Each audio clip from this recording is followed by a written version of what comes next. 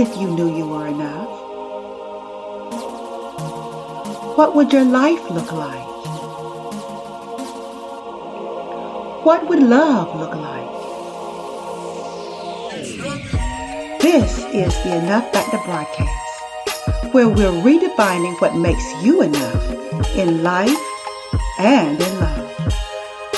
Now here's your host, Suzette Vearnon. Hello everybody, my name is Suzette Vearnon and I'm your life coach and relationship solutionist, and welcome to the Enough Factor podcast. This season 4. Who knew that I would be still broadcasting this podcast and loving it? But it's because of people like you. Those who have been following me and subscribing and just knowing that I am saying something that is helping you to live your best life and to bring the best of who you are to your relationships. If you are new, welcome, welcome, welcome. Again, I am your relationship solutionist. I help you to redefine what makes you enough in life and in love. I do it by amplifying what I call 3 critical factors of enoughness: your voice, your value, and your vision. When those are working in collaboration, you're able to experience love and life in a brand new way. Today, what's on my mind, of course, is relationships, because everything is relationships. Life is relationships, and relationships are life. And if you don't know, then you better ask somebody. I don't know who I heard first say it, but relationships hold up a mirror. For some, relationships bring to bear a revelation, not always a good one. In fact, that's the point where they decide to take a step back, to seek therapy, to take a vacation, or to work on themselves. They decide that they aren't ready for a relationship. They decide that instead of pressing in, it's time to take a step back. It's time to sit down, get themselves together, and figure some things out before moving forward. And though it sounds really smart and mature, it can't be further from the truth. It's a cop-out. You see, you realize that the issue isn't somebody else. It's you. And that can be a very humbling experience. You can find out, or you come to the realization that it's not that he's inconsistent. It's not that he's bad or wrong. It's not about him at all. It's you. You've got abandonment issues. You've got issues with rejection, problems with trust, neediness. That you're the person that's just a mess. Well, welcome to the club. It's the high achiever's worst feeling. You know what it is, that V word, vulnerability. It doesn't feel good to feel vulnerable. And in true high achiever fashion, you believe that stopping to work on yourself is the answer. It's no more the answer than deciding to stop and read the manual because you can't figure out when to pump the brakes or press the gas.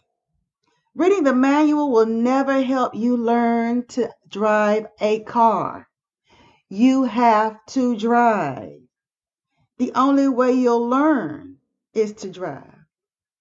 You'll never learn to drive a car by cutting it off, getting out of the car, sitting down and thinking about why you can't drive the car.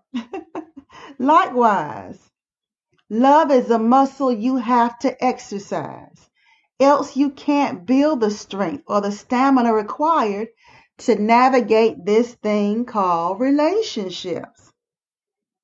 The truth sets you free, but it doesn't put you in bondage.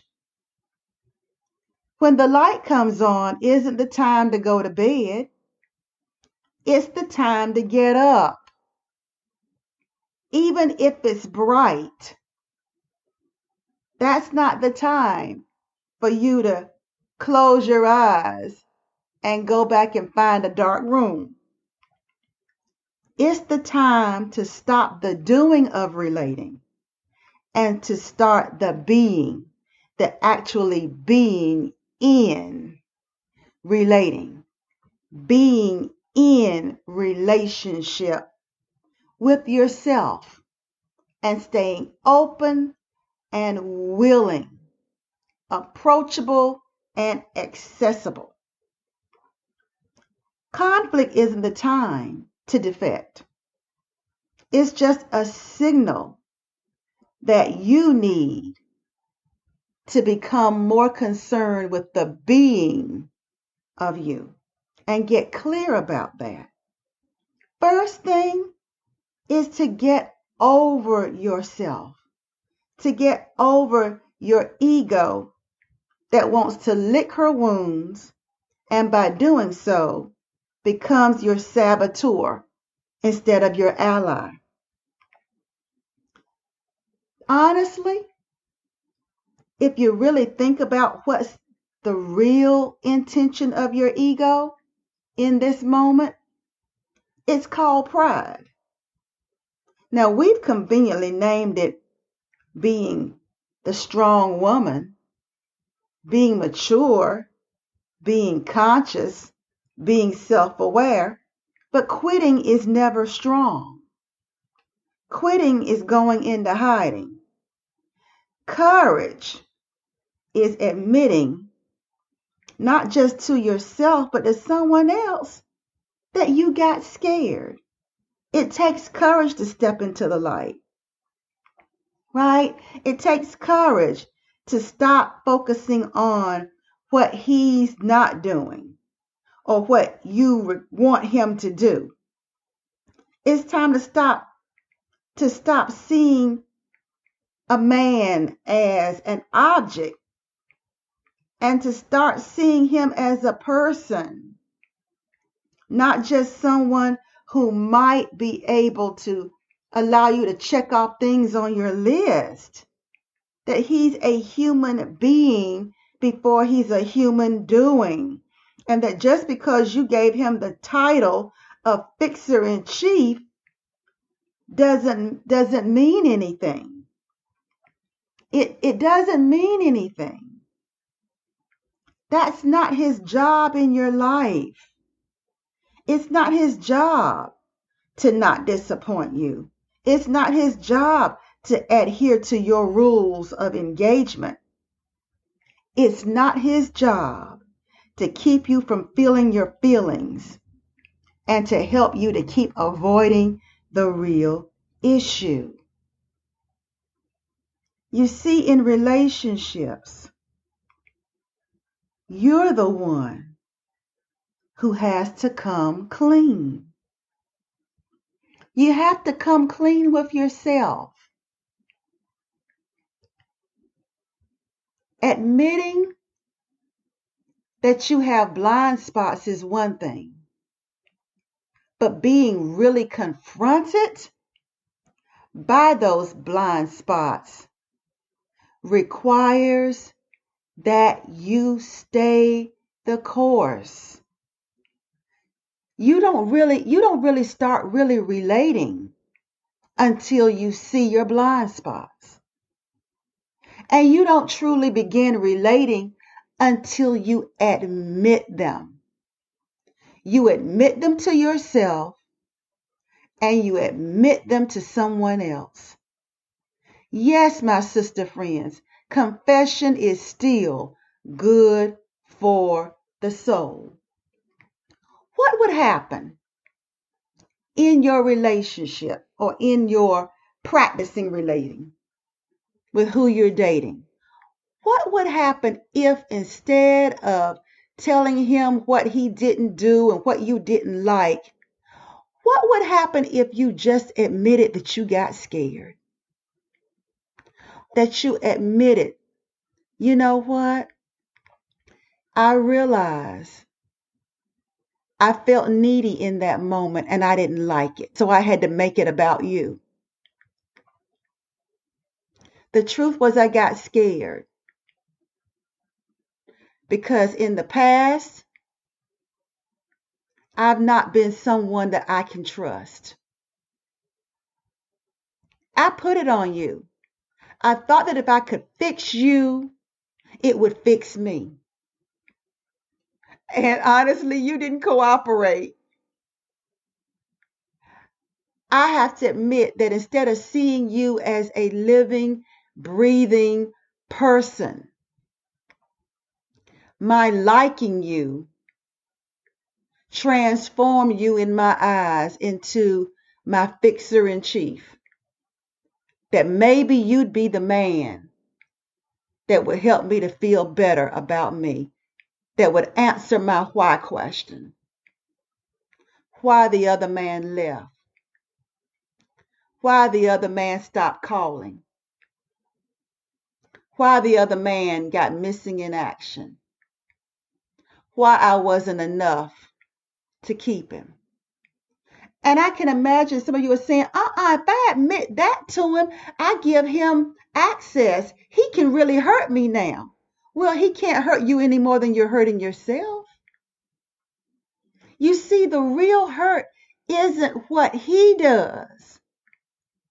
The real hurt is that you abandon yourself every time you shift the focus from being who you are, getting clear about who you are, learning how to drive the car.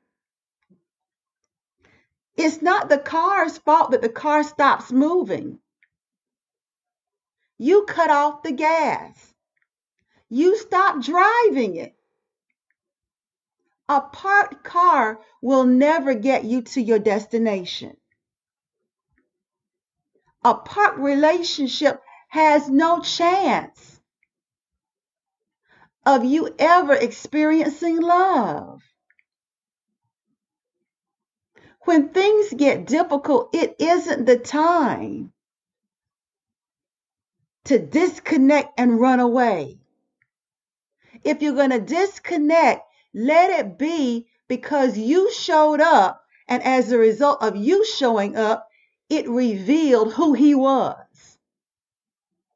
You see, if you never admit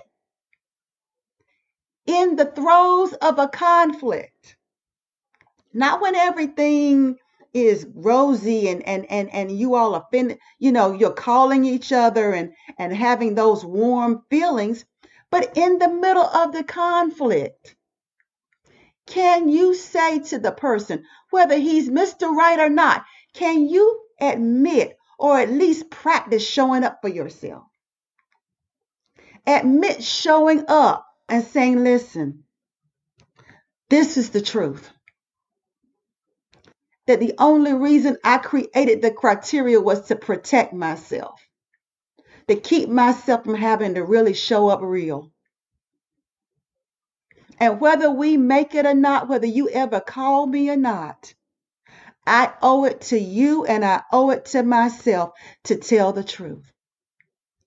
The truth was I liked you. And instead of relating, I became hypervigilant and critical.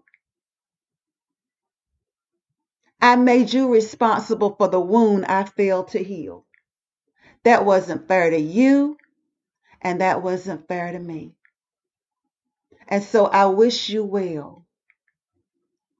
But I thought it only right for me to show up real. And if this doesn't make it, I can be okay with that.